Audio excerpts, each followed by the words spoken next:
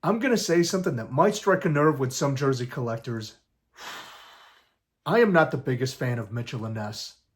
Alright, now, hold up. Before you guys start getting your pitchforks out, let me explain.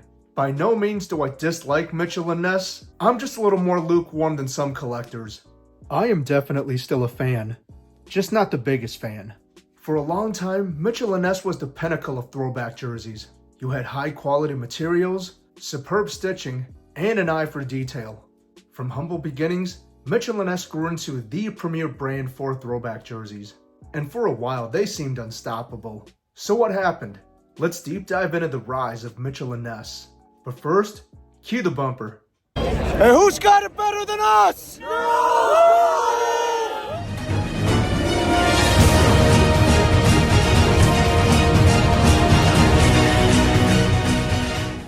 The history of Mitchell and Ness can be traced all the way back to 1904, when Frank Mitchell and Charles Ness met in Philadelphia to create Mitchell and Ness Sporting Goods.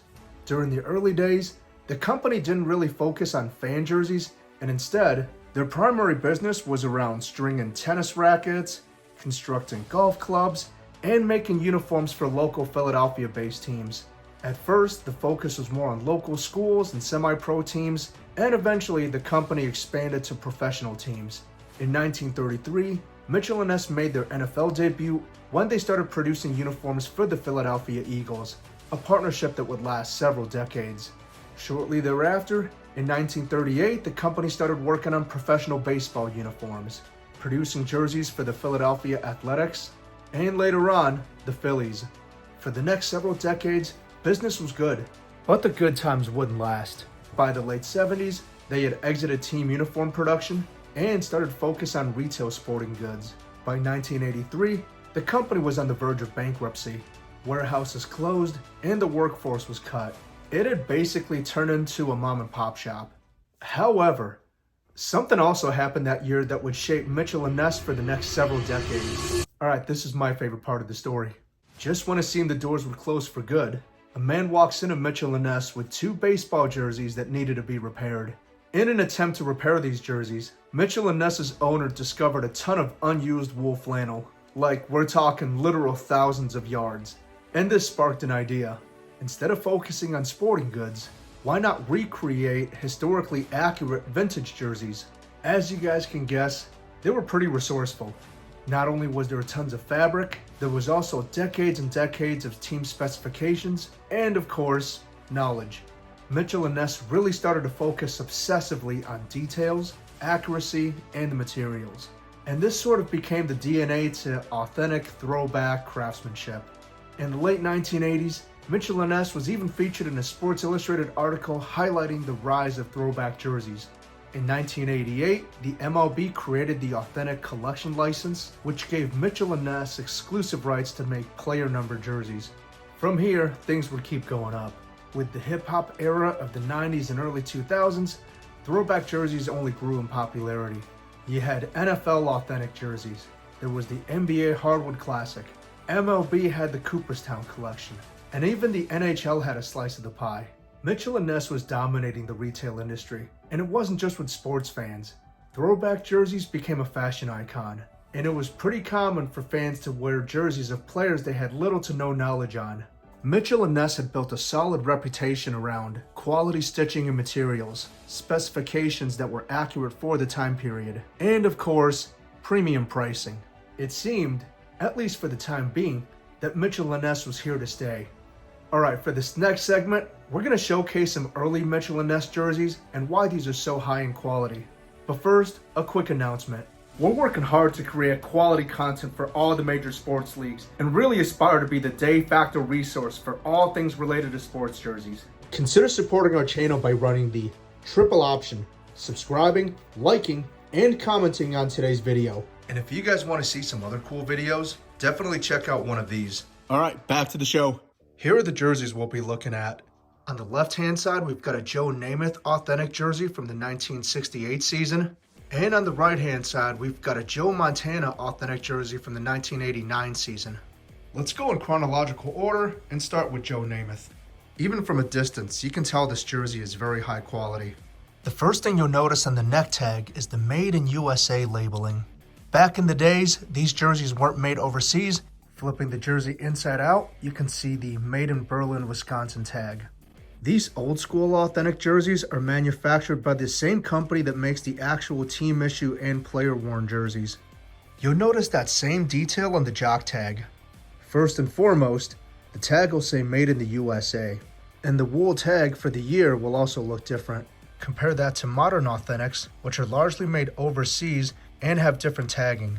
Unlike modern authentics that try to mimic what the players wore during that time period, this fabric is the actual fabric worn during that time period. This is called Doreen fabric. It's a cotton-based material, and it's got a butter-like texture. And for the 1960s, this material was worn by a lot of NFL teams. Nothing on this jersey is screen printed, so it'll hold up better in the washer. The sleeve numbers will be sewn on, as will the front and back numbers. Something else that's important to mention is the cut. Modern authentic jerseys have more of a boxy cut, and when you wear something like this, the sleeves are not going to fit really well and they'll tend to flare out. Compare that with older jerseys. It's cut at more of an angle, and the sleeves will taper in towards the end. This is going to give you a much more fitted, athletic look. Shoulders are of course double layered, and overall this is just a really durable jersey.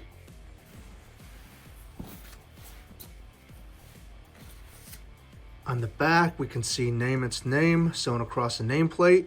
It's also important to highlight the attention to detail. Casual fans might miss it, but a lot of times the back numbers have a different font than the front numbers. On modern jerseys, you see incorrect fonts all the time across many different brands, but back in the day, they were very meticulous. And here's a look at the back of the jersey. Before we go to the next jersey, I want to give a quick shout out to my friend Ronnie. Ronnie was a valued member of our jersey community and sadly passed away a couple years ago. What I loved about Ronnie was that he was always willing to help out members of the community, and he always kept us in mind whenever he knew we wanted a particular jersey. I had actually mentioned to him I was looking for a Doreen Joe Namath jersey. He actually found two for me. The size 48 was a little bit baggier, but this one fit perfect. This jersey's got a lot of sentimental value because it was the last jersey Ron found for me before his passing. Rest in peace, Ron. We miss you, bud. Alright, let's fast forward a couple decades and look at the Joe Montana. In terms of manufacturing, I think this jersey was actually made before the Namath. There is no tagging inside the neckline, and instead, we've just got the jock tag. Made in the USA, the year tag is beneath that, and we've got the size tag on the side. Inside the jersey, you've got that same Made in Berlin, Wisconsin tag. By the late 1980s, manufacturer practices have changed quite a bit. Most teams are not using Doreen anymore, and this is more of your typical sports mesh. Shoulders are of course still double layered. Got some reinforcement stitching at the base of the collar. Last thing you want is an opposing player yanking your collar and this whole jersey coming apart. The numbers for this jersey will be stitched. By the way, quick note on that.